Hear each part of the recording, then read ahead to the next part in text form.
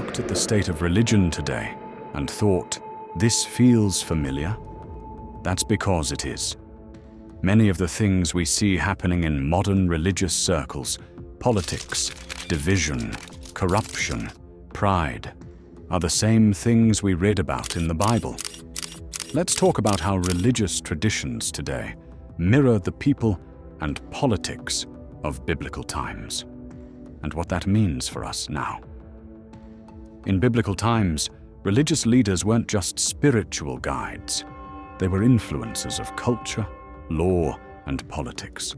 The Pharisees and Sadducees held authority over the people, often using their power to manipulate, exclude, or oppress.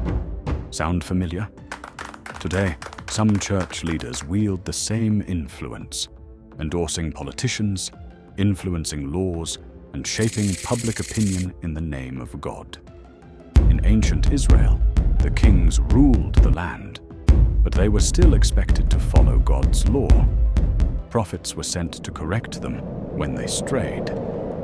Today, we often see politics using religion for votes, and churches aligning with politicians for power. Jesus didn't hold back when he confronted religious hypocrisy.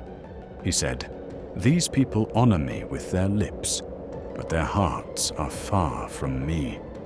He called out the Pharisees for loving titles, seats of honor, and outward appearances, while neglecting justice, mercy, and faith.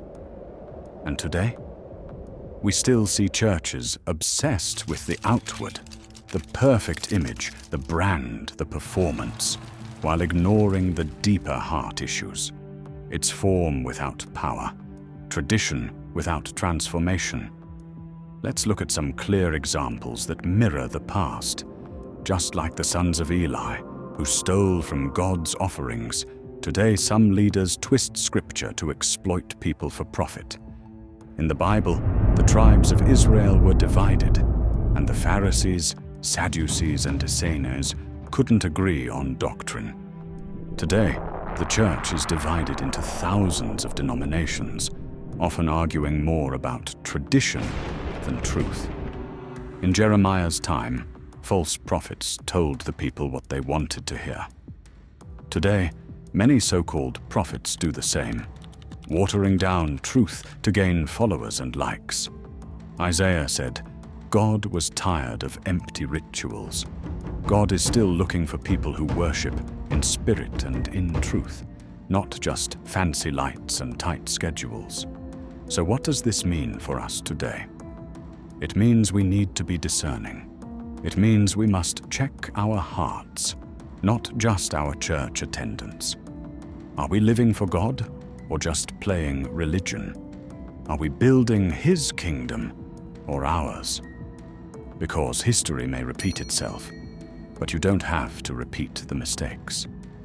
If this message challenged you, share it with someone.